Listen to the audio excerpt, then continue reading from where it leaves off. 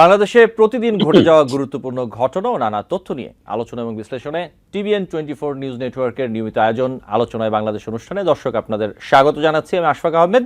আজকের অনুষ্ঠানে আমাদের সাথে অতিথি হিসেবে যুক্ত আছেন ডক্টর সৈয়দ আব্দুল্লাহ আল মামুন চৌধুরী, প্রফেসর, আন্তর্জাতিক সম্পর্ক বিভাগ, রাজশাহী বিশ্ববিদ্যালয়।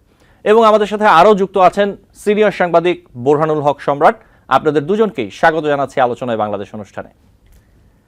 আপনাদের সাথে আলোচনা শুরু করার আগে আমি কয়েকটি তথ্য খুব ছোট করে একটু তুলে ধরবো, এরপরে মূলত এই বিষয়গুলো নিয়ে আজকে আপনাদের সাথে আলোচনা করব। প্রথমে যে তথ্যটি আমি একটু তুলে ধরতে চাই দর্শকদের উদ্দেশ্যে, তা হচ্ছে আমেরিকার 47তম প্রেসিডেন্টের দায়িত্ব নিয়েই নির্বাহী আদেশের ঝড় তুলেছেন ডোনাল্ড ট্রাম্প। কয়েকটি উল্লেখ করছি আমি সেখান থেকে। সাবেক প্রেসিডেন্ট জো বাইডেনের আমলের 78টি নির্বাহী আদেশ বাতিল করেছেন তিনি। অবৈধ অভিবাসী ঠেকাতে আমেরিকার সাউদার্ন বর্ডারে জরুরি অবস্থা ঘোষণা করেছেন। জন্মসূত্রে নাগরিকত্ব পাওয়ার অধিকার বাতিলের নির্বাহী আদেশে সই করেছেন ট্রাম্প। সীমান্তে দেয়াল পুনর্নির্মাণ, ওয়ার্ল্ড হেলথ অর্গানাইজেশন ও প্যারিস ক্লাইমেট এগ্রিমেন্ট থেকে বেরিয়ে যাওয়ার নির্বাহী আদেশেও সই করেছেন। মৃত্যুদণ্ড পুনরায় চালুর একটি নির্বাহী আদেশ দিয়েছেন এবং ট্রাম্প ক্যাচ অ্যান্ড রিলিজ পদ্ধতি বন্ধ করার জন্য একটি নির্বাহী আদেশ জারি করেছেন, যেটি আসলে আগে অভিবাসীদেরকে আমেরিকায় তাদের শুনানি পর্যন্ত থাকার অনুমতি দিত। এছাড়া আরও অনেকগুলো নির্বাহী আদেশ তিনি স্বাক্ষর করেছেন, সেগুলো নিয়ে আমরা আলোচনা করব নিশ্চয়ই আজকের অনুষ্ঠানে। এরপর যে তথ্যটি আমি একটু তুলে ধরতে চাওয়া হচ্ছে যে গণহত্যার দায়ে অভিযুক্ত সাবেক প্রধানমন্ত্রী শেখ হাসিনাকে ভারত থেকে ফিরিয়ে আনার বিষয়ে অগ্রগতি কতদূর, এ ব্যাপারে আইন উপদেষ্টা আসিফ নজরুল বলেছেন, আমরা প্রত্যর্পণের জন্য চিঠি লিখেছি। এরপর ভারত যদি শেখ হাসিনাকে প্রত্যর্পণ না করে তবে সেটি বাংলাদেশের সঙ্গে ভারতের যে প্রত্যর্পণ চুক্তি তার সুস্পষ্ট লঙ্ঘন হবে। এ ব্যাপারে আমরা বিশ্ব সমাজে কি পদক্ষেপ নেব সেটি পররাষ্ট্র মন্ত্রণালয়ের মাধ্যমে ঠিক করা হবে। এবং এই বিষয়ে তিনি আরও বলেছেন যে ইন্টারপোলের মাধ্যমে রেড অ্যালার্ট জারি করা হয়েছে, আমাদের যা যা করণীয় আমরা করে যাচ্ছি। এবং সবশেষ আরেকটি তথ্য একটু তুলে ধরি, সেটি হচ্ছে যে ঢাকার বাংলা মোটরের রূপায়ণ সেন্টারে বৈষম্য বিরোধী ছাত্র আন্দোলনের কেন্দ্রীয় কার্যালয়ের দুই পক্ষের মধ্যে মারামারির ঘটনা ঘটেছে। এই ঘটনায় নারী সহ বেশ কয়েকজন শিক্ষার্থী আহত হয়েছেন। এই বিষয়ে আহত আলামিন বলেছেন, যাত্রাবাড়ি জোনের সমন্বয়কদের একটি মতবিনিময় সভা ছিল। এ সময় সমন্বয়কদের উপস্থিতিতে তাদের একজন সহযোদ্ধার উপর হামলা চালানো হয় এবং এই বিষয়ে বৈষম্য বিরোধী ছাত্র আন্দোলনের দপ্তর সেল সম্পাদক জাহিদ আহসান স্বাক্ষরিত একটি বিজ্ঞপ্তি দেওয়া হয়েছে। সেই বিজ্ঞপ্তিতে বলা হয়েছে, বৈষম্য বিরোধী ছাত্র আন্দোলনের বাংলা মোটরস্থ কেন্দ্রীয় কার্যালয়ে বিপদগামী কয়েকজন মানুষ এসে বিভিন্ন অপ্রীতিকর স্লোগান দিতে থাকে। এক সময় তারা জোর জবরদস্তি করে কার্যালয়ের ফটক বন্ধ করে দেয়। এতে অফিস রক্ষণাবেক্ষণের দায়িত্বে নিয়োজিত ব্যক্তিরা আতঙ্কিত হয়ে পড়েন। পরিস্থিতির গুরুত্ব বুঝতে পেরে তৎক্ষণাৎ কেন্দ্রীয় নির্বাহী কমিটির কয়েকজন সদস্য আগত ব্যক্তিদের দাবি দেওয়া শুনতে চান, কিন্তু তারা সহযোগিতার বদলে নির্বাহী সদস্যদের উপর চড়াও হন এবং এতে বলা হয় যে অনাকাঙ্ক্ষিত পরিস্থিতির জন্য দায়ী ব্যক্তিরা কেউ কেউ গণ অভ্যুত্থানে অংশগ্রহণকারী থাকলেও কেউই বৈষম্য বিরোধী ছাত্র আন্দোলনের সাথে সাংগঠনিক পরিসরে যুক্ত নয়। এই ছিল কিছু তথ্য। আমরা এই বিষয়গুলো নিয়ে কথা বলবো। আজকে আছেন আমাদের সাথে দুজন অতিথি। আমি শুরুতে একটু ডক্টর সৈয়দ আব্দুল্লাহ আল মামুন আপনার কাছে আসি, যে এই বিষয়টি নিয়ে। আমেরিকার 47তম প্রেসিডেন্ট হিসেবে ডোনাল্ড ট্রাম্প শপথ নিয়েছেন নিজের দ্বিতীয় মেয়াদ এবং তিনি অনেকগুলো নির্বাহী আদেশ দিয়েছেন, শতাধিক নির্বাহী আদেশে স্বাক্ষর করেছেন। এগুলো আমেরিকার দেশের ভেতরে যেরকম প্রত্যক্ষ এবং পরোক্ষভাবে প্রভাব ফেলবে এবং একইভাবে বিশ্বের অন্যান্য দেশে, এর বাইরে বাংলাদেশও না, বিভিন্ন বিষয় যেগুলোর আসলে প্রত্যক্ষ বা পরোক্ষ প্রভাব পড়বে। এক্ষেত্রে বাংলাদেশের প্রসঙ্গে যদি আমরা স্পেসিফিকলি বলি, সেখানে দুটি বিষয় আসলে খুবই গুরুত্বপূর্ণ। অনেক বিষয় রয়েছে, এর মধ্যে দুটি বিষয় যদি আমরা একটু তুলে ধরি, সেটি হচ্ছে যে বাণিজ্য, trade, US Bangladesh trade relation এবং গ্লোবাল ট্রেডিংয়ের একটি বিষয় রয়েছে এখানে, এবং সেই সাথে হচ্ছে অভিবাসন, এই দুইটি বিষয়। এবং আমরা যেটা জানি যে বাংলাদেশের তৈরি পোশাক শিল্পের যদি একক রাষ্ট্র হিসেবে ধরি, USA is the biggest market for বাংলাদেশের তৈরি পোশাক শিল্পের জন্য সবচেয়ে বড় বাজার আমেরিকা। এই ক্ষেত্রে এই যে ট্রাম্পের এক ধরনের অ্যাগ্রেসিভ অ্যাটিটিউড রয়েছে সব কিছুর প্রতি, যেটি আমরা দেখি এবং জানতে পারি, এই তার বাণিজ্য নীতি, আগ্রাসী বাণিজ্য নীতির কতটা প্রভাব আসলে বাংলাদেশ আমেরিকা ট্রেডিংয়ে পড়তে পারে বলে আপনার মনে হয় সার্বিকভাবে? ধন্যবাদ। আপনার মাধ্যমে টিভিএন এর দর্শক শ্রোতা তাদেরকে অভিনন্দন জানাচ্ছি। চমৎকার একটা প্রশ্ন আপনি করেছেন, কারণ বাংলাদেশের স্টেট ইন্টারেস্টের সাথে এটা খুবই যুক্তিযুক্ত, কারণ মার্কিন যুক্তরাষ্ট্র আমাদের ডেভেলপমেন্ট পার্টনার এবং মার্কিন যুক্তরাষ্ট্রের সাথে আমাদের যে বাণিজ্য, সেটি একটা অনেক বড় একটা বাণিজ্য, তৈরি পোশাক শিল্প এবং আরো কিছু সেক্টর আছে। এখন যে জিনিসটা হয়েছে যে আমরা দেখলাম যে গতকাল ট্রাম্প ক্ষমতা গ্রহণের পরেই মানে ঝড়ের বেগে বেশ কিছু সিদ্ধান্ত নিয়েছেন, কিন্তু সেক্ষেত্রে কিন্তু আমাদের মানে বাংলাদেশ সংক্রান্ত কোনো বিষয় সরাসরি ওখানে আসেনি। এখন বাংলাদেশের সাথে মানে মার্কিন যুক্তরাষ্ট্রের যে ট্রেড, সেটা দেখতে হবে যে আমাদের কম্পিটিটর কারা। আমাদের যে আরএমজি সেক্টর, সেক্ষেত্রে আমাদের প্রধানত কম্পিটিটর হচ্ছে ভিয়েতনাম এবং চায়না, একটা বড় ওরাও মানে মার্কেট করে, এবং ইন্ডিয়াও করে। তো সেক্ষেত্রে আমাদের একটা জিনিস যে মার্কিন যুক্তরাষ্ট্র তো তাদের এই পণ্যগুলো আমাদের কাছ থেকে ক্রয় করতে হবে। তো সেক্ষেত্রে মানে একতরফা তো হওয়ার সুযোগ নাই।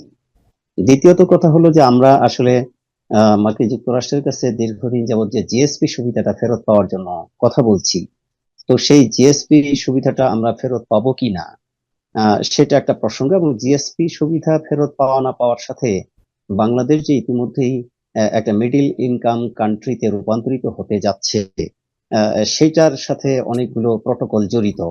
ইতিমধ্যে আমাদের ইন্টারিম সরকার কিন্তু বেশ কিছু অর্থনৈতিক পদক্ষেপের মধ্য দিয়ে যেমন বলেছে যে আমরা মিডিল ইনকাম কান্ট্রিতে যাওয়ার আগে আমাদের হয়তো আরেকটু সময় নিতে হবে, যার জন্য উম, আরো কিছু মানে বিধি ব্যবস্থা করে তারপর যেতে হবে। যেটা আমরা মনে করেছিলাম যে 2026 নাগাদ গিয়ে আমরা হয়তো বা মিডল ইনকাম কান্ট্রিতে উন্নীত হব, কিন্তু ইন্টারিম সরকার আসার পরে কিন্তু সেই নীতিতে একটু মানে যেটাকে বলে যে রিসাফলের কথা হয়েছে। এটা মনে হয় যে সেই জিএসপি সুবিধা এবং অন্যান্য ফ্যাসিলিটি গুলো ফেরত পাওয়ার জন্যই হয়তো বা বাংলাদেশের যে মিডল ইনকাম কান্ট্রিতে উন্নীত হওয়ার বিষয়টাকে প্রলম্বিত করার একটা চেষ্টা থাকতে পারে। তো সেক্ষেত্রে আমরা যেটা দেখতে পাচ্ছি যে মার্কিন যুক্তরাষ্ট্রের ডোনাল্ড ট্রাম্প অভিবাসন নীতিটা, এটা বাংলাদেশের জন্য একটা চাপ হতে পারে। কারণ আমাদের ম্যান পাওয়ার যে এক্সপোর্ট, এখান থেকে আমাদের কিন্তু বিরাট একটা রেমিটেন্স আসে, এবং সেক্ষেত্রে আমাদের শিক্ষা দীক্ষা, বিভিন্ন ধরনের স্কলারশিপ, এগুলোর জন্য কিন্তু আমরা মার্কিন যুক্তরাষ্ট্রে পাড়ি জমাই। সেক্ষেত্রে যে নতুন একটা নীতি সেখানে প্রণীত হয়েছে, কার্যকরও হয়েছে, যে জন্মসূত্রে নাগরিকত্বের যে বিধানটা জি, ফরেনারদের, সেটা যদিও বাতিল করা হচ্ছে। যদিও এরই মধ্যে এই নির্বাহী আদেশের বিরুদ্ধে আমি যেটি দেখে আসলাম যে এর বিরুদ্ধে মামলা হয়েছে অলরেডি, ম্যাসাচুসেটসে সম্ভবত, সেখানে মামলা করা হয়েছে। জি। মামলা হয়েছে, এবং সিএনএন এর একটা জরিপেও আমরা দেখেছি যে 2011 সনে এই প্রসঙ্গে যে জনমত জরিপ ছিল, তাতে দেখাচ্ছিল যে এর বিরুদ্ধে প্রায় 35% জনগণ ছিল আর কি এই নীতিটা। তারপর 2015-তেও আর একটা জরিপ হয়, সেখানে আবার এটা একটু কমে আসে, কিন্তু আবার 2024-এ এসে এই সিদ্ধান্ত নেওয়ার আগে একটা জরিপ হয়, সেখানে দেখা যায় যে মার্কিন জনগণের প্রায় 35% চাচ্ছে না যে এই এই জন্মসূত্রে নাগরিকত্ব অভিবাসীদের মধ্যে যেটা হয়, সুযোগটা তারা পায়, সেটা বাতিল হোক। তো সেটা অবশ্য এখনো সময় আসেনি যেটা প্রতিক্রিয়াটা কি হতে যাচ্ছে। কারণ হলো যে এইটা যে ডোনাল্ড ট্রাম্প করবেন সেটা তার নির্বাচনী ম্যানিফেস্টোর মধ্যে ছিল, এবং এই ম্যানিফেস্টোর উপর ভিত্তি করে কিন্তু তিনি ম্যান্ডেট নিয়ে ক্ষমতায় এসেছেন। কাজে বলা যায় যে এই নীতিটা মার্কিন জনগণ হয়তো গ্রহণই করছে আর কি। তো সেক্ষেত্রে আমাদের যেটা হয় যে আমাদের এই ম্যান পাওয়ার এক্সপোর্টিং এর ক্ষেত্রে আমাদের একটু সমস্যা হবে, এবং এটা এখনো ক্ল্যারিফাইড জিনিসটা আমরা পাই নাই যে এই আইনের মধ্যে ধারাগুলো কিভাবে থাকবে। ইতিমধ্যেই যারা জন্মসূত্রে নাগরিকত্বের জন্য আবেদন করে ফেলেছেন, তারাও কি এর মধ্যে পড়বেন, নাকি জাস্ট যেদিন থেকে ইমপ্লিমেন্টেড হলো সেদিন এবং তারপর থেকে এটা হবে? এগুলো নিয়ে অনেক জটিলতা আছে, হয়তো দু একদিনের মধ্যে সেটা কমপ্লিট হয়ে যাবে। তো সার্বিকভাবে আমরা যেটা মনে করি যে মার্কিন যুক্তরাষ্ট্রের ডোনাল্ড ট্রাম্পের প্রশাসন এখন যেটা ফোকাস করছে সেটা হচ্ছে যে আমেরিকা ইজ ফর আমেরিকানস। এবং ডোনাল্ড ট্রাম্প যেটা বলেছেন যে ওই যে অবৈধ অভিবাসীরা ব্যাপকভাবে মার্কিন যুক্তরাষ্ট্রে ঢুকে যাওয়ার কারণে মার্কিন যুক্তরাষ্ট্রের যে ইউনিক সোশ্যাল ইকোনমিক এবং এই যে সোশ্যাল স্ট্রাকচার, এইখানে একটা বিরূপ প্রতিক্রিয়া সৃষ্টি হচ্ছে। এবং মূল আমেরিকান বলে যে অংশ, অভিবাসী আমেরিকানদের চাইতে তারা বিভিন্ন ক্ষেত্রে সমস্যায় পড়ছেন। সেই সমস্যা থেকে উত্তরণের একটা মানে উদ্যোগ মার্কিন যুক্তরাষ্ট্রে নেয়ার জন্যই ডোনাল্ড ট্রাম্প এই কাজটা করেছেন, জি। এটা বলা যায়। জি, সৈয়দ উম, আব্দুল্লাহ মামুন, আমি আপনার কাছে আবারও আসবো। আমি একটু বোরহানুল হক সম্রাটের কাছে যেতে চাই। বোরহানুল হক সম্রাট, যে নির্বাহী আদেশগুলো দেওয়া হয়েছে এর মধ্যে যদি আমরা একটু দেখি যে ওয়ার্ল্ড হেলথ অর্গানাইজেশন ও প্যারিস ক্লাইমেট এগ্রিমেন্ট থেকে আমেরিকার বেরিয়ে যাওয়ার যে বিষয়টি, এখন এখানে এই যে বাংলাদেশ এবং বাংলাদেশের মতো যদি বলি যে দুর্বল স্বাস্থ্য খাত, এবং জলবায়ু পরিবর্তনে যে সবচেয়ে বেশি ক্ষতিগ্রস্ত দেশগুলো রয়েছে, বাংলাদেশ এটির অন্যতম ভিকটিম। এই দেশগুলোর জন্য আসলে কতটা ভাবনার, এই বিষয়টি আপনি কিভাবে দেখছেন বুরহানুল হক সম্রাট? ধন্যবাদ আশফাক এবং আমার সহ আলোচক শিক্ষক স্যারকে। একটা বিষয় আমি একটু বলতে চাই। কালকে যখন এই ডোনাল্ড ট্রাম্প শপথ নিচ্ছিলেন, আশফাক, আমি জানি না আপনি খেয়াল করেছেন কিনা, বা আমাদের সময় 11:15টার সময় মূল কার্যক্রমটা শুরু হলো, আমি যদি ভুল না করি। তারপরে আমি রাত 1:30 পর্যন্ত এই পুরো প্রক্রিয়াটা দেখেছি, এবং গণতন্ত্রের যে সৌন্দর্য সেই আলোচনাটা আমি আসলে একটু করতেই চাই। যে ট্রাম্প যখন শপথ নিচ্ছেন, তখন তার কমলা হ্যারিস, যাকে তিনি হারিয়েছেন, অথবা বিদায়ী প্রেসিডেন্ট, তাকে পাশে রাখলেন, এবং ওনার যে দীর্ঘ বক্তব্য উনি রাখলেন ক্যাপিটাল হিলে, সেখানে সেই বক্তব্যর মাঝামাঝি সময় যখন আপনি যে কথাটি বলছেন, যে এই যে নির্বাহী আদেশের কথা আসলো এবং উনি সিরিয়ালি বলতে শুরু করলেন ওনার প্রচলিত ঢঙে। এবং হ্যাঁ, আপনি যদি যেটা দেখাচ্ছেন, এবং সেই এই ওতটা নেওয়ার পরেই কিন্তু উনি তার পরপরই শুরু করলেন, এবং ওনার বক্তৃতার মাঝামাঝি সময় উনি থামলেন, এইটার রিয়াকশন সেটি জানার চেষ্টা করলেন, যে এইটিকে কিভাবে দেখা হচ্ছে। যদিও এটি খুবই স্বাভাবিক যে তার সমর্থিত লোকেরাই সেই ক্যাপিটাল হিলের সেই জায়গাটিতে ভরপুর ছিল। কিন্তু আমি যেটা বলতে চাচ্ছি, যে আমি, আপনি যে প্রশ্নটি করেছেন সেই আলোচনা আমি যাব, কিন্তু গণতন্ত্রের যে সৌন্দর্যটা সেটা আসলে আমি একটু বলতেই চাই। যে দীর্ঘ সময় ধরে তারপরে যে বিদায়ী প্রেসিডেন্ট বাইডেনকে বিদায় দেয়া হলো, পুরো প্রক্রিয়াটা চমৎকার। কিন্তু ট্রাম্প যেটি বারবার বলবার চেষ্টা করলেন, মেক আমেরিকা গ্রেট এগেইন, উনি ওনার বক্তব্য শেষ লাইনটিও এভাবে বললেন, যে আমি যে দুষ্কৃতকারীদের হাত থেকে বাঁচলাম এবং গড আমাকে বাঁচালেন, এবং এটা বাঁচিয়েছেন এই কারণে যে আমেরিকাকে যেন আমি গ্রেট করে তুলি। তো সেই আমেরিকা গ্রেট কিভাবে হয়? সেই আমেরিকা তো ইউনেস্কোকে সাপোর্ট করে, সেই আমেরিকা ইউনিসেফকে সাপোর্ট করে, সেই আমেরিকা বিশ্বব্যাপী যে মরুলিপনার জায়গাটা আমরা আমেরিকাকে দিতে চাই, সেটি কি অর্থে? যেন সে সবার সহযোগিতার একটি ভরসার জায়গা তৈরি করেছে আমেরিকা, তাই তো? আমেরিকার সংবিধান সেভাবে রচিত, এবং সারা পৃথিবীব্যাপী আমেরিকার একটি চোখ থাকে। সেই জায়গা থেকে ট্রাম্প যখন বলেন যে উনি প্যারিস থেকে বের হয়ে যাবেন, উনি বিশ্ব স্বাস্থ্য সংস্থা থেকে বের হয়ে যাবেন, এবং বাংলাদেশের মতো দেশ, আপনি নিশ্চয়ই জানেন যে জলবায়ু যে পরিবর্তনের অভিঘাত, তার অন্যতম ক্ষতিগ্রস্ত দেশের তালিকায় বাংলাদেশ। এবং ট্রাম্প যদি সত্যি এটি মিন করে থাকেন, প্রথম দিন তো অনেক কথাই বলে, ধীরে ধীরে প্রতিক্রিয়ার প্রেক্ষিতে সেই বিষয়গুলো হয়তো রিভাইজ হবে কিছু জিনিস। কিন্তু প্যারিস চুক্তি থেকে উনি বের হয়ে গেলেন, উনি এটি আগেও করেছেন, এবং আমরা দেখেছি প্রচন্ড হতাশা নিয়ে সারা পৃথিবীর পরিবেশবাদীরা তাকিয়েছিলেন যে ট্রাম্প শেষ পর্যন্ত এটি করবেন। উনি করেছেন, উনি ইউনেস্কো থেকে বের হয়ে গেছেন, উনি ইউনিসেফ কে কোনো সহযোগিতা করতে চাননি। উনি বারবার বলেছেন যে ইউনেস্কোর এত দায় কেন শুধু আমেরিকা একা নেবেন। আমেরিকা এই কারণেই নিতে হতো যে আমেরিকা গ্রেট ছিল সারা পৃথিবীর জন্য, আমেরিকা একটা মডেল এবং মোরল যাকে বলা হয়, বিশ্ব নেতৃত্বের জায়গাটা তো আমেরিকা শুধু শুধু আমেরিকাবাসীর জন্য করেন না, সারা পৃথিবীর জন্য করেছিলেন, এমনটাই আমরা মনে করে থাকি। সেইখানে বাংলাদেশে তার অভিঘাত আসলেই পড়বে যদি ট্রাম্প প্রথম দিনের যে জমকালো বক্তৃতা দিয়ে চমকে দেওয়ার চেষ্টা করেছেন সেগুলোর বাস্তবায়ন আসলে সামনের দিনগুলোই বলবে। তবে বাংলাদেশের প্রেক্ষিতে হ্যাঁ, এই যে বিশেষ দুটি জায়গা আপনি তুলেছেন, সেটিতে ক্ষতিগ্রস্ত হওয়ার সম্ভাবনা অন্তত আগের থেকে বেশি বলে আমার মনে হয়, আশফাক। জি, আপনাকে ধন্যবাদ। আমি আপনার কাছে আসি আরেকটি প্রশ্ন নিয়ে, সেটি হচ্ছে যে আমরা যেটি দেখতে পারলাম যে ট্রাম্প দ্বিতীয় মেয়াদে শপথ নেয়ার ফলে যেটি হয়েছে যে ক্ষমতাচ্যুত আওয়ামী লীগের অনেক নেতা কর্মী সমর্থক তারা মোটামুটি ব্যাপক উৎসাহ দেখাচ্ছেন, সামাজিক মাধ্যমে বিভিন্ন রকম পোস্ট দিচ্ছেন, আমরা দেখতে পাচ্ছি। এই বিষয়টি আপনি কিভাবে দেখছেন যে আসলে আমেরিকার প্রেসিডেন্ট নির্বাচিত হয়েছেন এবং আমরা বিগত সময় এই ধরনের ঘটনা দেখেছি, এতে আসলে এত আনন্দিত উৎসাহিত কোনো রাজনৈতিক অথবা যেই রাজনৈতিক দলই হোক তাদের আসলে হওয়ার কি আছে? আপনি কিভাবে দেখছেন বুরহানুল হক সম্রাট? আসলে এটি তো যার যার মতো করে তার তার বিশ্লেষণ হবে। আমি যেটি বলছি সেটি চূড়ান্ত এমন আমি নিজেও মনে করি না, কিন্তু যে আলাপটা দেখি আর কি, আমি দেখেছি গতকালকে মোহাম্মদ আরাফাত, সাবেক তথ্য প্রতিমন্ত্রী আওয়ামী লীগের, উনি বলবার চেষ্টা করেছেন যে হ্যাঁ, যেহেতু বাইডেন প্রশাসনের সাথে এই বর্তমান যে সরকার আমাদের রয়েছে তাদের একটি ভালো সম্পর্ক, ক্লিনটন, হিলারি ক্লিনটন, ওবামা সব মিলিয়ে একটি আলাদা সম্পর্কের কথা আমরা জানি।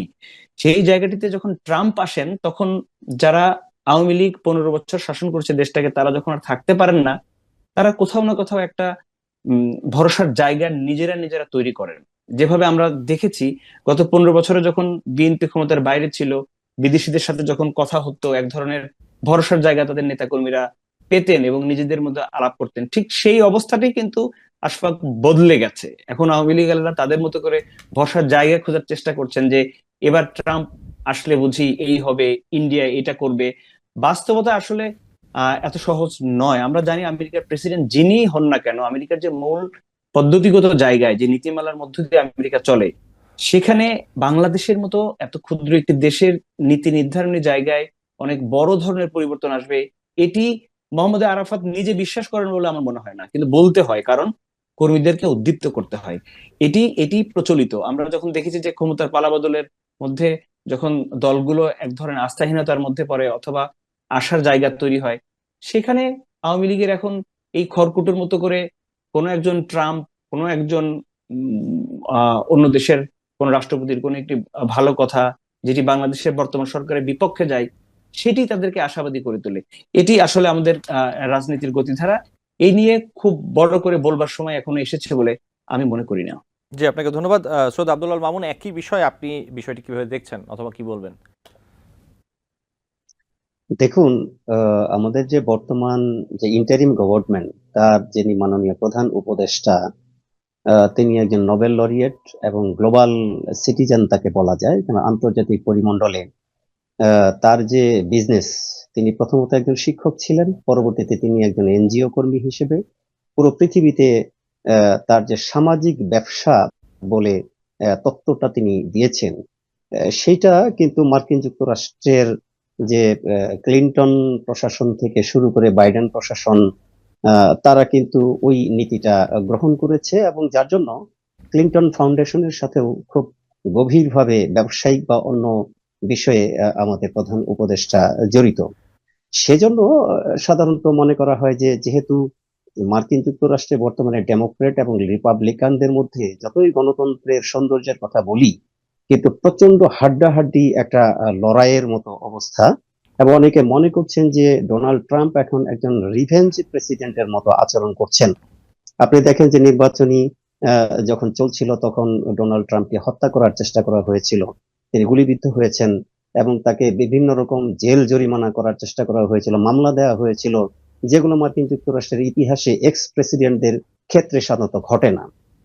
এরকম কিছু বিবেচনা করে অনেকে মনে করেন যে যেহেতু বিগত প্রশাসনের সাথে ডোনাল্ড ট্রাম্পের একটা চরম খারাপ সম্পর্ক, এবং ইতিমধ্যে আপনারা লক্ষ্য করেছেন যে তিনি প্রথম কর্ম দিবসেই কিন্তু বাইডেন প্রশাসনের যে প্রশাসনে যারা ছিল তাদের বিরুদ্ধে বিচার এবং শুদ্ধিকরণের উদ্যোগ নিয়েছেন।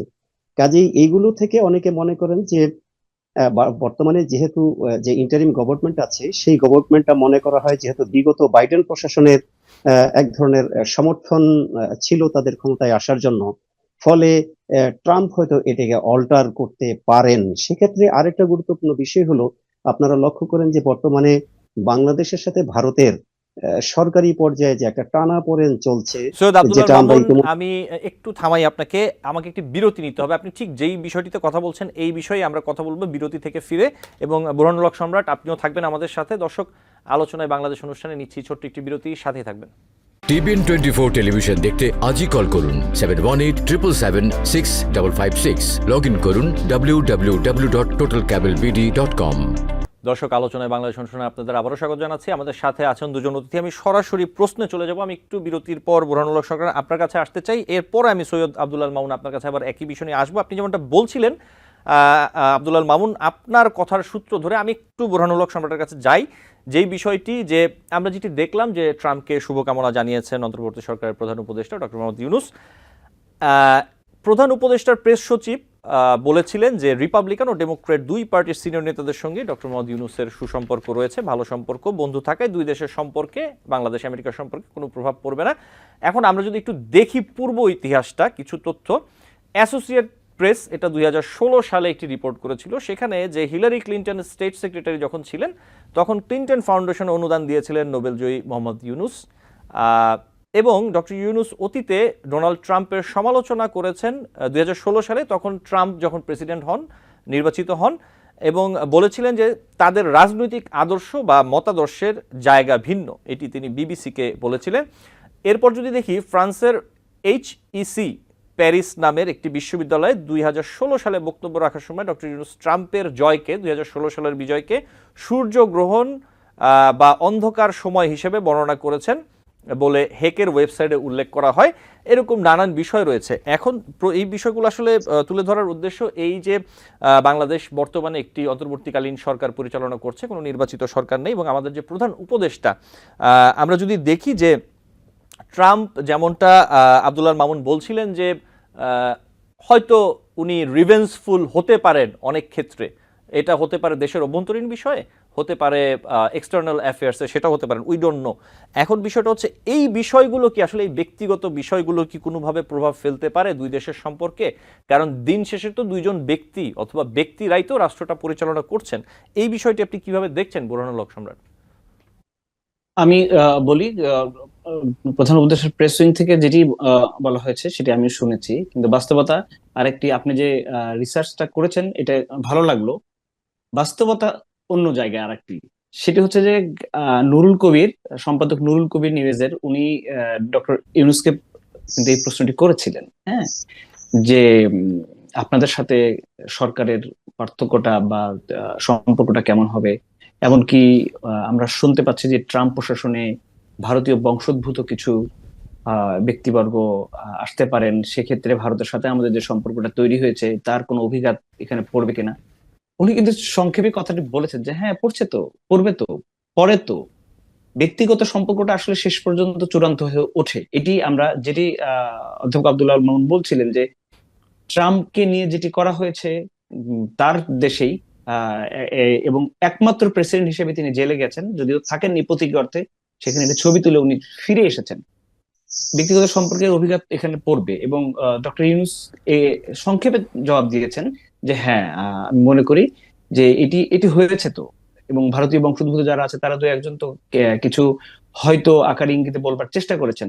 ফলে সেই প্রস্তুতি কিন্তু ডক্টর ইউনূস যেদিন বলেন সেদিন আমার কাছে মনে হচ্ছে যে প্রস্তুতিটা তার আছে, যে হ্যাঁ এটা হবে, কিন্তু আমরা চেষ্টা করব এখানে এই দলের মধ্যেও আমাদের পরিচিত ব্যক্তিবর্গ রয়েছে, তাদেরকে আমরা বোঝানোর চেষ্টা করব যে কি প্রেক্ষিতে আজকের এই বাংলাদেশে এই অবস্থা তৈরি হয়েছে, এবং যদি যুক্তি দিয়ে বোঝানো সম্ভব হয় যে বাংলাদেশকে কেন গত 15 বছর থেকে বেরিয়ে আসতে হয়েছে, সেটি ট্রাম্প প্রশাসনের কোনো না কোনো ব্যক্তি শেষ পর্যন্ত কনভিন্স হবেন বলে বর্তমান সরকার বিশ্বাস করে। এরকম নানান ধরনের ধারণা কিন্তু গত 1 মাস ধরে আমরা পাচ্ছিলাম যে এরকম একটি প্রস্তুতি তাদের মধ্যে রয়েছে। কারণ যদি হিসেব আপনি যেভাবে সহজ করে দিলেন, সরল করে দিলেন, যে আগে ট্রাম্প সম্পর্কে বা ট্রাম্প প্রশাসন সম্পর্কে ডক্টর ইউনূসের যে মন্তব্যগুলো রয়েছে বা যে ব্যক্তিগত ধারণা, সেটি যদি হুবহু মিলে যায় তাহলে তো বিপদ। সেই বিপদ এই সরকারের মধ্যে সেটি আছে।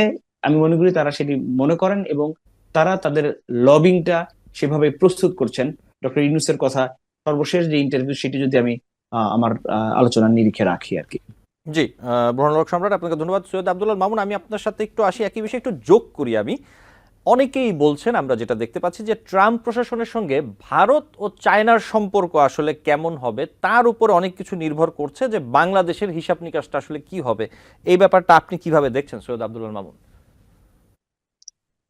হ্যাঁ, আপনি গুরুত্বপূর্ণ বিষয়টি বলেছেন। দেখেন, ভারত এবং দক্ষিণ এশিয়াতে এবং এশিয়াতে মার্কিন যুক্তরাষ্ট্রের যে পলিসি, এখন এটা কিন্তু সেটা একটা, বাংলাদেশ তো হলো ছোট একটা ফ্যাক্টর, কিন্তু মার্কিন প্রশাসনের ক্ষেত্রে চায়না বনাম ইন্ডিয়ার ফ্যাক্টরটা বেশি। আপনারা ইতিমধ্যেই দেখেছেন যে ইন্ডিয়া কিন্তু কোয়াডের অন্তর্ভুক্ত, এবং কোয়াডের অন্তর্ভুক্ত হিসেবে ইন্ডিয়া কিন্তু একটা প্রেফারেন্স পাবে চায়নার চাইতে বেশি। আপনি কালকে উদ্বোধনী অনুষ্ঠানেও আপনি দেখবেন যে জয়শঙ্করকে কিন্তু প্রথম সারিতে বসতে দেওয়া হয়েছিল, হোয়ারাস কোয়াডের যে অপর সদস্য জাপান, তাদের প্রতিনিধিকে কিন্তু পেছনের সারিতে বসানো হয়েছিল। এগুলো এক ধরনের সিম্বল যে প্রায়োরিটি বেসিস। আপনি দেখেন যে ভাইস প্রেসিডেন্ট যিনি ভেন্স, তার ওয়াইফও কিন্তু একজন হিন্দু এবং তেলেগু এবং ভারতীয় মানে বংশোদ্ভূত আর কি, বংশোদ্ভূত। সেক্ষেত্রে যেটা হয়, তবে এগুলো হচ্ছে একটা কমন সেন্সের একটা ক্যালকুলেশন। কিন্তু মার্কিন যুক্তরাষ্ট্রের পলিসি তো শুধুমাত্র কমন সেন্সের উপরে চলে না। মার্কিন যুক্তরাষ্ট্রের পলিসি অনেক ক্ষেত্রে নির্ধারিত লবিস্টের উপর নির্ভর করে। তো কাজেই বিভিন্ন ধরনের লবিস্ট আছে, যেমন দেখেন ইলন মাস্কের সাথে কিন্তু ডোনাল্ড ট্রাম্পের সম্পর্ক খুবই খারাপ ছিল, কিন্তু পরবর্তীতে দেখা গেল এখন কিন্তু ইলন মাস্কই হচ্ছে মার্কিন মানে ডোনাল্ড ট্রাম্পের সবচেয়ে কাছের মানুষ। আবার দেখেন যে ডোনাল্ড ট্রাম্পের যে ভাইস প্রেসিডেন্ট এই যে ভেন্স, তার সাথে কিন্তু ডোনাল্ড ট্রাম্পের সম্পর্ক খুবই খারাপ ছিল, একসময় তাকে নিয়ে ব্যঙ্গও করেছিলেন ডোনাল্ড ট্রাম্প। কিন্তু পরবর্তীতে কিন্তু যখন 2016 ইলেকশনে ট্রাম্প জয়লাভ করলেন, তারপরে কিন্তু এই ভেন্সের সাথে তার সম্পর্কটা আরো ভালো হয়ে যায়। কাজে এগুলো হলো যে স্বাভাবিকভাবে আমরা যেমন বিষয়গুলোকে দেখি যে এই ধরনের রিভেঞ্জ হতে পারে, সেটা হতে পারে, কিন্তু এটা সম্পূর্ণ নির্ভর করবে এই মুহূর্তে মার্কিন যুক্তরাষ্ট্রের ভেতরে যে লবিস্ট গ্রুপগুলো আছে সেই গ্রুপগুলোকে কারা কিভাবে কাজে লাগাতে পারবে। এখন আমাদের যে ইন্টারিম সরকার আছে তারাও তো নিশ্চয়ই বিভিন্ন রকম লবিস্টের সাথে কানেক্টেড, তারাও তো তাদের পলিসিটা করছেন। সেটা যদি তারা সেই লবিস্টকে ব্যবহার করে কনভিন্স করতে পারেন তাহলে একরকম হবে। আবার ভারত হয়তো বা তার যে ইতিমধ্যেই আপনারা লক্ষ্য করেছেন আমাদের সাবেক প্রধানমন্ত্রী ভারতে অবস্থান করছেন এবং এইরকম রাজনৈতিক একটা টানাপোড়েন আছে। তবে একটা জিনিস হবে আমার যেটা মনে হয় সেটা হলো যে আওয়ামী লীগের যারা আছেন তারা যেমন মনে করছেন যে ডোনাল্ড ট্রাম্প চলে এসছে সুতরাং আওয়ামী লীগকে ক্ষমতায় বসিয়ে দিবে, ব্যাপারটা হয়তো সেরকম ঘটবে না। যেটা হতে পারে যে আওয়ামী লীগের হয়তো রাজনীতি করার সুযোগটা সৃষ্টি হতে পারে, যেটা বর্তমান পরিস্থিতিতে আওয়ামী লীগের কর্মীদের বা সমর্থকদের রাজনীতি করার কোনো সুযোগ এই দেশে এই মুহূর্তে দেখা যাচ্ছে না। দ্বিতীয় যেটা হতে পারে যে ইন্টারিম গভর্নমেন্ট যে সংস্কারগুলো করতে চেয়েছিলেন সেই সংস্কার করার জন্য যে একটা দীর্ঘমেয়াদী সময় দরকার, সেই সময়টা হয়তো তারা নাও পেতে পারে, হয়তো বা এমন প্রেশার আসতে পারে যে দ্রুত নির্বাচন দেয়া হোক। কারণ মার্কিন যুক্তরাষ্ট্রের ডোনাল্ড ট্রাম্প হয়তো বা এরকম করতে পারেন যে না, গণতন্ত্র পুনঃপ্রতিষ্ঠার জন্য দ্রুত নির্বাচিত সরকারের দিকে যাওয়া যেতে পারে। এরকম কিছু চাপ হয়তো বা আসতে পারে, যেটা আপনারা লক্ষ্য করেছেন ভারতের সেনাবাহিনী প্রধানের বক্তব্যের মধ্য দিয়েও প্রতিবাদ হয়েছে যে তারা তিনি বলেছেন যে বাংলাদেশের সরকারের সাথে তাদের সম্পর্ক স্বাভাবিক হবে যখন একটা নির্বাচিত সরকার আসবে। তো আমার মনে হয় যে ডোনাল্ড ট্রাম্প এখানে পলিসিগুলো টেকনিক্যালি হয়তো করবেন, তবে সেক্ষেত্রে যেটা মনে হয় যে ইন্টারিম সরকার হয়তোবা তাদের যেভাবে দীর্ঘমেয়াদী হয়তো পরিকল্পনা ছিল যে রাষ্ট্রটাকে বিভিন্নভাবে সংস্কার করবেন, সেই সুযোগের যে সময়টা সেটা হয়তো তারা নাও পেতে পারেন। ফলে যেটা হতে পারে যে দ্রুততার সাথে তাদের হয়তোবা ইলেকশন দিতে হবে, প্লাস একটা প্লুরালিস্টিক ইলেকশন প্রসিডিউরের দিকে হয়তোবা তাদের যেতে পারে। সেখানে হয়তোবা যে বিদায়ী যারা ক্ষমতাচ্যুত তারাও হয়তোবা রাজনীতি করার সুযোগ পাবেন এবং বিভিন্ন ধরনের বিধিনিষেধ থেকে তারা হয়তোবা মুক্ত হতে পারবেন। এরকম একটা এনভায়রনমেন্টের জন্য হয়তোবা ডোনাল্ড ট্রাম্পের থেকে চাপ আসতে পারে, এটাই আমার মনে হয়। জি, সৈয়দ আব্দুল্লাহ রহমান, আপনাকে ধন্যবাদ। আমি একটু ভিন্ন প্রসঙ্গে আসি। তবে আপনি যেমনটা বলছিলেন যে সাবেক প্রধানমন্ত্রী প্রসঙ্গে ভারতে আছেন, ওই বিষয়ে একটু কথা বলে আমি একটু বুরানুল সম্রাট আপনার কাছে আসি। আপনি নিশ্চয়ই দেখেছেন যে আইন উপদেষ্টা আসিফ নজরুল বলেছেন যে ইন্টারপোলের মাধ্যমে রেড অ্যালার্ট জারি করা হয়েছে। আপনি নিশ্চয়ই জিনিসটি দেখেছেন, কিন্তু ইন্টারপোলের ওয়েবসাইটে এই সংক্রান্ত কোনো তথ্য এখনো পর্যন্ত আমার চোখে পড়েনি। এবং আমরা যদি একটু দেখি, এর আগে গত 22 ডিসেম্বর সাবেক প্রধানমন্ত্রী শেখ হাসিনার বিরুদ্ধে ইন্টারপোল রেড নোটিশ জারি করেছে, এরকম একটি খবর অথবা দাবি গণমাধ্যম এবং সামাজিক মাধ্যমে বিভিন্ন জায়গায় ছড়িয়ে পড়েছিল। এবং পরবর্তীতে ফ্যাক্ট চেকে দেখা গেছে যে আমি যদি একটু তুলে ধরি কয়েকটি বিজনেস স্ট্যান্ডার্ডের report, 22 December Interpol has not issued red notice against Hasina. এবং আরেকটি যদি দেখি Dhaka Tribune, fact check, news of Interpol issues red notice against Hasina incorrect. এখন বিষয়টা হচ্ছে, আমার যেটা ধারণা সম্ভবত জনাব আসিফ নজরুল বলতে চেয়েছিলেন যে ইন্টারপোলের রেড নোটিশ জারি করার জন্য আবেদন করা হয়েছে, অথবা এটা বলতে যে উনি হয়তো বা ক্যাজুয়ালি অথবা এমনি বলে ফেলেছেন বিষয়টা। কিন্তু আমরা দেখলাম বাংলাদেশের বিভিন্ন গণমাধ্যমে এটি আসলে ফলাও করে প্রচার করা হচ্ছে যে ইন্টারপোলের মাধ্যমে রেড অ্যালার্ট জারি করা হয়েছে। এখন আমরা বিষয়টা জানি না এই মুহূর্তে। এই বিষয়টির ব্যাপারে আপনি কি বলবেন? আইন উপদেষ্টা জিনিসটা আসলে কি বোঝাতে চেয়েছেন, আপনার কাছে কি মনে হয়েছে? আমার কাছে এমনটি মনে হয়েছে যে আসলে যেটি বোঝানোর দরকার ছিল যে তাদের সরকারের তরফ থেকে এমনটি চাওয়া হয়েছে, কিন্তু এই রেড অ্যালার্ট জারির যে আরো প্রক্রিয়া, আরো দুই একটি স্টেপ রয়েছে, সেই স্টেপগুলো এখনো পরিপূর্ণ হয়নি বিধায় রেড অ্যালার্ট বলতে যেটিকে আমরা বুঝে থাকি সেটির বাস্তবায়ন এখনো হয়নি। এবং আপনি যেটি বললেন যে আপনি চেক করেছেন, আমিও চেক করেছি যে সেটি আসলে এখন পর্যন্ত ইন্টারপোলের রেড অ্যালার্ট বলতে যে জায়গাটিতে বোঝায় সেটি কিন্তু এখনো দেখাচ্ছে না। ফলে এর এর আগেও কিন্তু এই ধরনের কথা বলা হয়েছিল এবং এটি নিয়ে ভুল বোঝাবুঝি হয়েছিল, যদি আপনার মনে থাকে যে স্বরাষ্ট্র উপদেষ্টার তরফ থেকে বলা হয়েছিল রেড অ্যালার্ট জারির বিষয়টি, তখনও পরে এটা ক্লারিফাই করা হয়েছে, এবং চিফ প্রসিকিউটর তিনি বলেছেন যে আসলে রেড অ্যালার্ট জারির বিষয়টি এখন পর্যন্ত আমাদের তরফ থেকে যে প্রক্রিয়া, সেই প্রক্রিয়াটি অনুসরণ করা শেষ হয়নি, যার ফলে রেড অ্যালার্ট জারি চূড়ান্ত বলে আমরা ধরে নিতে পারি, ফলে সেটি এখনো হয়নি। জি, আপনাকে ধন্যবাদ সৈয়দ আব্দুল্লাহ মামুন। একই বিষয় আমি একটু আপনার কাছে যে প্রশ্নটি রাখতে চাই, এই যে আইন উপদেষ্টারা যারা বিভিন্ন সময় কথা বলছেন, এতে নানা রকমের আলোচনা সমালোচনা বিতর্ক তৈরি হচ্ছে। আমরা বিগত সময়েও রাজনৈতিক নেতা অথবা যারা এমপি মন্ত্রী ছিলেন তাদের কাছ থেকেও শুনেছি, কিন্তু এখন একটি খুবই সেন্সিটিভ সময় চলছে। এই যে এরকম একটি বিষয় নিয়ে আসলে যে আবারও একটি সমালোচনা অথবা একটি ভুল ধারণা, বিভ্রান্তি, বিতর্কের সৃষ্টি হচ্ছে অথবা বিভিন্ন রকমের ধারণা তৈরি হচ্ছে, এই বিষয়গুলো আসলে আমাদের উপদেষ্টাদের কি আরেকটু সচেতন সতর্ক হওয়া উচিত না এই বিষয়গুলো নিয়ে কথা বলার ক্ষেত্রে? এটাই প্রথম না, এরকম বিভিন্ন সময় বিভিন্ন ইস্যু নিয়ে আমরা দেখেছি যে উপদেষ্টাদের বক্তব্য নিয়ে আসলে নানা রকম সমালোচনা এবং বিতর্ক তৈরি হয়। এতে তো বাংলাদেশের মানুষ বিভ্রান্ত হচ্ছে। আপনি কি বলবেন এই বিষয়ে?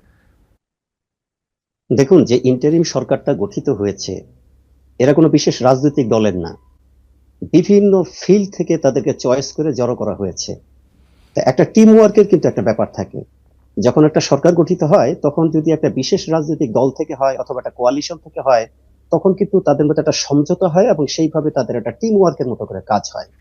কিন্তু বর্তমানে যে ইন্টারিম সরকারটা গঠিত হয়েছে, এটা অল অন এ সাডেন একটা পরিস্থিতির মধ্য দিয়ে তারা by choice of the students and other hidden or focused elements তাদের দ্বারা গঠিত হয়েছে, এবং যারা এখানে আছেন তারা কেউই কিন্তু সরাসরি ওইভাবে রাজনীতিবিদ নন। তো কাজেই এটা তো স্বাভাবিক যে তারা রাষ্ট্র পরিচালনার জন্য যে অভিজ্ঞতা, সেই অভিজ্ঞতাটা তাদের নেই। রাজনৈতিক যে অভিজ্ঞতা সেটাও তাদের নেই। কাজে এইখানে যে সমন্বয়হীনতা সেটা তো আছেই। এবং এই যে বিভিন্ন উপদেষ্টা বিভিন্ন রকম কথা বলছেন, এটা প্রথমত হতে পারে তাদের এই অনভিজ্ঞতার জন্য সমন্বয়হীনতা। দ্বিতীয়ত হচ্ছে যে তাদের প্রতি যে সীমাহীন আকাঙ্ক্ষা এবং চাপ, সেই সীমাহীন আকাঙ্ক্ষা বা চাপ মোকাবেলা করবার মতো যথেষ্ট সময়, সুযোগ এবং পরিস্থিতি কিন্তু এবং সাপোর্টও হয়তো তারা পাচ্ছেন না। ফলে যেটা হচ্ছে যে সাংবাদিকরা যখন প্রশ্ন করছেন, তখন হয়তো বা অল অন এ সাডেন কোনো উত্তর দিতে গিয়ে হয়তো বা শব্দ প্রয়োগের ক্ষেত্রে এরকম হয়ে যেতে পারে। সেটা তো একটা ইম্প্যাক্ট তো পড়বেই, কারণ দেশের জনগণ তো অবশ্যই একটা দুশ্চিন্তার মধ্যে আছে যে কি আসলে হতে যাচ্ছে। কারণ মানুষ সরকার পরিবর্তন করেছে একটা বিশেষ উদ্দেশ্য নিয়ে, কিন্তু সেই উদ্দেশ্যটা বাস্তবায়নের তো এখনো কোনো লক্ষণ তারা দেখতে পাচ্ছে না। পাশাপাশি যে দ্রব্যমূল্য বেড়ে যাচ্ছে, নানান ধরনের সমস্যা হচ্ছে, তারপর পার্শ্ববর্তী দেশের সাথে আমাদের সম্পর্কের এক ধরনের দ্বন্দ্ব চলছে। এরই মধ্যে আবার মার্কিন যুক্তরাষ্ট্রের সরকার পরিবর্তন হলো। সবকিছু মিলিয়ে এখন তো আমাদের ডিজিটালাইজেশন হওয়ার কারণে সবার হাতেই কিন্তু তথ্যের অবাধ মানে অ্যাক্সেস আছে। কাজে তথ্য বিশ্লেষণ করে তার ভেতরটা বোঝার ক্ষমতা কিন্তু সবার নাই, কিন্তু তথ্য কিন্তু সবার হাতে আসছে। কাজে কোন তথ্যটা কোন পরিস্থিতিকে মিন করে সেটা বোঝার জন্য কিন্তু অভিজ্ঞতা দক্ষতা সব শ্রেণীর জনগণের নাই, কিন্তু জনগণের মধ্যে কিন্তু তথ্যটা চলে আসতেছে। ফলে হচ্ছে কোনো তথ্য হয়তো গুজব, কোনো তথ্য হয়তো অথেন্টিক, সবকিছু মিলিয়ে একটা টানাপোড়েন সৃষ্টি হচ্ছে, যার জন্যই আমার মনে হয় যে এই অবস্থাটা হয়েছে। অবশ্যই আমি মনে করব যে যারা সরকারে আছেন তাদেরকে তো আসলে আরো বেশি পরিশীলিত হতে হবে কথা বলার ক্ষেত্রে, কারণ মানুষ তো তাদেরকে অবজার্ভ করছে। সৈয়দ আব্দুল্লাহ মামুন, জি আমি আপনার কাছে নিশ্চয়ই সময় পেলে আবারও আসবো। আমি একটু ভিন্ন প্রসঙ্গে যেতে চাই, আমি একটু বুরহানুল হক সম্রাট আপনার কাছে আসি। যে বিষয়টি নিয়ে সমন্বয়হীনতার কথা বলছিলেন সৈয়দ আব্দুল্লাহ মামুন চৌধুরী, আমি এই জায়গা থেকে আরেকটি প্রশ্ন আপনার কাছে আসি। আপনি নিশ্চয়ই দেখেছেন যে বৈষম্য বিরোধী ছাত্র আন্দোলনের কেন্দ্রীয় কার্যালয়ে দুই পক্ষের মারামারির হয়েছে, এবং এই সম্পর্কে আমি অনুষ্ঠানের শুরুতে কিছু তথ্য দিচ্ছিলাম, নিশ্চয়ই সময় সাথে আরও বেশি জানা যাবে। কিন্তু এই যে বৈষম্য বিরোধী ছাত্র আন্দোলনেরই দুই পক্ষের মধ্যে মারামারির যে ঘটনা, সমন্বয়কদের মধ্যে কি সমন্বয়হীনতা বাড়ছে? আপনি কিভাবে দেখছেন বিষয়টা? এর আগেও এই ধরনের ঘটনা কিন্তু ঘটেছে অন্য এলাকার সমন্বয়কদের। আজকে ছিল যাত্রাবাড়ির সমন্বয়কদের একটি কর্মী সভা, এবং সেখানে তারা এই নিজেদের মধ্যে নানান পদ পদবি এবং ক্ষমতা ব্যবহারের যে আকাঙ্ক্ষা তাদের মধ্যে তৈরি হয়েছে, সেটির একটি পর্যায়ে তারা দ্বিধাদ্বন্দ্বে জড়ান এবং আহত হন, এবং মেডিকেলে নিয়ে যেতে হয়, এরকম একটি বাস্তবতা। এটি আসলে দুঃখজনক। যেটি অধ্যাপক আব্দুল্লাহ মামুন একটু আগে বলছিলেন, এই কথাটি খুবই গুরুত্বপূর্ণ, যে এই যে ট্রাম্প ঐক্যের সাথে যে আমরা মিলাইতে চাই না বাংলাদেশের পরিস্থিতি কি হবে না হবে, উনি যথার্থ বলেছেন যে হ্যাঁ, যে এই সরকারের যে সময়সীমার কথা আমরা ভাবছিলাম, যে আকাঙ্ক্ষিত সংস্কারের কথাগুলো আমরা ভাবছিলাম, সেই জায়গাটিতে কিন্তু আস্তে আস্তে কমে আসবে। কারণ আমার কাছে মনে হয় যে আহ, যে ঘটনাগুলো ঘটছে সমন্বয়কদের মধ্যে, এটি এটি এটি আরো বাড়তে পারে। এবং এটি এটি না বাড়ার কারণ কারণ হচ্ছে যে তাদের ভিতরের যে সমন্বয়, সেটিতে খুবই ঘাটতি তৈরি হয়েছে। এবং এখানে উম, যেটি প্রথম দিকে আমি বলছিলাম, ক্ষমতার আকাঙ্ক্ষার জায়গাটিতে সমন্বয়করা, স্টুডেন্টরা, তারা এখন তার কার কি ভূমিকা ছিল, কে যাত্রাবাড়িতে সেদিন কি করেছে, অন্য কাউকে দেখা যায়নি। একটি বেসরকারি বিশ্ববিদ্যালয়ের সাথে আরেকটি সরকারি কলেজের শিক্ষকদের বিতণ্ডার সূত্র ধরে আজকের এই ঘটনা ঘটেছে। এবং এটি কিন্তু মাঝে মধ্যেই হচ্ছে। এবং এই রূপায়ণ টাওয়ারে আমরা শুনতে পাচ্ছি যে অনেক ধরনের বিতণ্ডার মধ্যে দিয়ে তারা যাচ্ছেন, নেগোসিয়েশন করার চেষ্টা করতেছেন যে কিভাবে এটি সলভ হতে পারে। আমার কাছে মনে হয় এটি আরো গুরুত্বপূর্ণ ভাবে সরকারের মধ্যে যারা আছেন, যে স্টুডেন্টদের মাধ্যমে যারা এই ক্ষমতায় অধিষ্ঠিত হয়েছেন, তাদেরকে আরো বেশি সময় দিতে হবে, যাতে সমন্বয়কদের এই খবর অন্তত বাইরে বের হয়ে না আসে। কারণ তাহলে সবচেয়ে বেশি ক্ষতিগ্রস্ত যেটি হবেন তারা এই সমন্বয়করাই। জি, বুরানক সম্রাট, ঠিক এই জায়গা থেকেই আসি। আপনি যেটা বলছিলেন যে সরকারকে আসলে এই বিষয়টি একটু দেখা উচিত, আপনি যেমনটা বলছিলেন জুলাই ঘোষণাপত্রের যে বিষয়টি, প্রধান উপদেষ্টা বলেছেন যে তিনি আশা করছেন রাজনৈতিক দলগুলো ফেব্রুয়ারির শুরুতে এই বিষয়ে হয়তো বা ঐক্যমত্যে পৌঁছাবে। এখন এবং তিনি আরো বলেছেন যে সবশেষ যেদিন বৈঠক করেছেন রাজনৈতিক দল এবং অংশীজনদের সাথে, বিএনপি, জামায়াত সহ বিভিন্ন রাজনৈতিক দল এবং বিভিন্ন অংশীজন সেখানে ছিল, যে জুলাই ঘোষণাপত্রের বিষয়ে এখনো পর্যন্ত কোনো বিরোধী মত পাওয়া যায়নি এবং প্রস্তাবিত ঘোষণার মূল বিষয়বস্তু হলো ঐক্য। এই যে ঐক্য অথবা ঐক্যমত্যের জায়গাটা আমরা যদি দেখি, সেদিন সিপিবির পক্ষ থেকে যায়নি, সেদিন এলডিপির পক্ষ থেকে যায়নি, সেদিন আরও নিশ্চয়ই জাতীয় পার্টি তো ছিল না। এবং এই যে বিষয়গুলো, এই যে ঐক্যমতের জায়গাটা জুলাই ঘোষণাপত্র নিয়ে, আপনি কি মনে করেন যে এটি আসলে পৌঁছানোটা খুব একটা সহজ হবে, অথবা শেষ পর্যন্ত পৌঁছাতে পারবে এই সরকার? আপনার কাছে কি মনে হয়? কারণ বিএনপি বেশ কয়েকটি প্রশ্ন রেখে এসেছে এই বিষয়টি নিয়ে, যে আইনগত হ্যাঁ, গুরুত্ব কি, ঐতিহাসিক গুরুত্ব কি, এবং আরো একটি প্রশ্ন রেখে এসেছে। এই প্রশ্নগুলোর উত্তর মিলিয়ে এই ঐক্যমতে পৌঁছানোর সময় এই সরকার শেষ পর্যন্ত কতটা পাবে বলে আপনার মনে হয়? প্রথম কথা হচ্ছে বিএনপির প্রতিনিধি দলের সেখানে যাওয়া নিয়ে এক ধরনের কথা কিন্তু আমরা শুনেছি, যে যেভাবে তাদেরকে দাওয়াত দেওয়া হয়েছে সেটি নিয়ে তাদের মধ্যে ক্ষোভ রয়েছে। এবং যেভাবে তাদেরকে কথা বলার সময় দেওয়া হয়েছে সেটি নিয়ে তাদের মধ্যে ক্ষোভ রয়েছে। এবং সর্বোপরি যে বিষয়গুলো একেবারে মৌলিক জায়গায় শিক্ষার্থীরা ভাবছেন, যে আকাঙ্ক্ষা তাদের মধ্যে রয়েছে, যে এই পরিবর্তনগুলো হবে, ঘোষণাপত্রে এটি থাকবে, তার বেশ কিছু বিষয় নিয়ে বিএনপি সুনির্দিষ্টভাবে বলছে এটি অসম্ভব, এটি হতে পারে না। এই কিছু বিষয় নিয়ে বিএনপি কথা বলেছে। ফলে এবং আমি আরেকটি যে খবর জেনেছিলাম, আমি জানি না এটার বাস্তবতা কতখানি, যে একটা পর্যায়ে বিএনপি এখানে যোগ দিতে চায়নি, এরকম কথাও আমরা শুনেছি। আমি জানি না এটি গুজব কিনা, মিস ইনফরমেশন কিনা, ডিসইনফরমেশন কিনা। শেষ পর্যন্ত বিএনপি গেছে। এবং আপনি শুধু চিন্তা করে দেখেন, যদি বিএনপি সেদিন না যেত, তাহলে এই ঘোষণাপত্র নিয়ে শিক্ষার্থীদের মধ্যে, আন্দোলনকারীদের মধ্যে যে আকাঙ্ক্ষা তৈরি হয়েছে, তার কিন্তু অনেকখানি ব্যত্যয় হতো। এবং শেষ পর্যন্ত কিন্তু বিএনপি গেছে। এবং বিএনপি যে তারা যে বিষয়গুলো বলে এসেছে, সেক্ষেত্রে যে বিষয়টি আপনি বারবার বলছেন, কাছাকাছি যাবে কিনা, শেষ পর্যন্ত হবে কিনা, সেটি নিয়ে আসলে অন্তত আমার মনে যথেষ্ট সংশয় তৈরি হয়েছে আশফাক। জি, আপনাকে ধন্যবাদ সৈয়দ আব্দুল্লাহ মামুন। আমাদের হাতে সময় একদম শেষ, আপনি যদি এই বিষয়ে ছোট করে কিছু বলতে চান, 1 মিনিট। না, দেখেন, জিনিসটা হলো যে লোহা যখন গরম থাকে তখন তাকে পিটিয়ে যে কোনো আকৃতি দেয়া যায়, কিন্তু সময় দিলে লোহা কিন্তু ঠান্ডা হয়ে যায়, তখন সেটাকে বিভিন্ন আকৃতি দেয়া যায় না।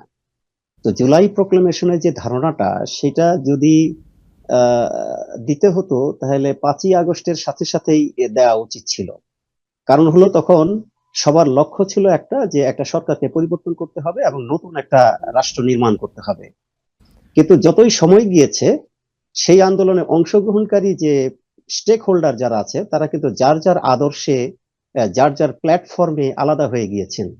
এবং সামনে যেহেতু একটা ইলেকশন আছে, এখন কিন্তু প্রত্যেকটা অংশই ক্ষমতায় যাওয়ার জন্য প্রস্তুতি নিচ্ছেন।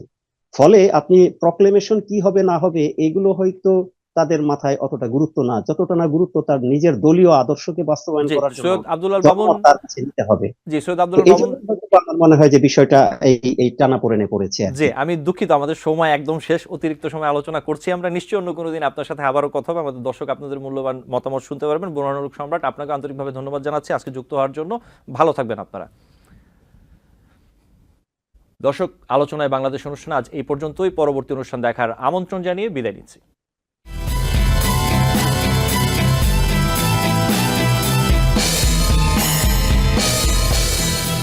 টিভিএন 24 টেলিভিশন দেখতে আজই কল করুন 7187776556। লগ ইন করুন www.totalcablebd.com। নিউ ইয়র্ক থেকে সম্প্রচারিত টিভিএন 24 টেলিভিশন বিশ্বজুড়ে বাঙালির কণ্ঠস্বর।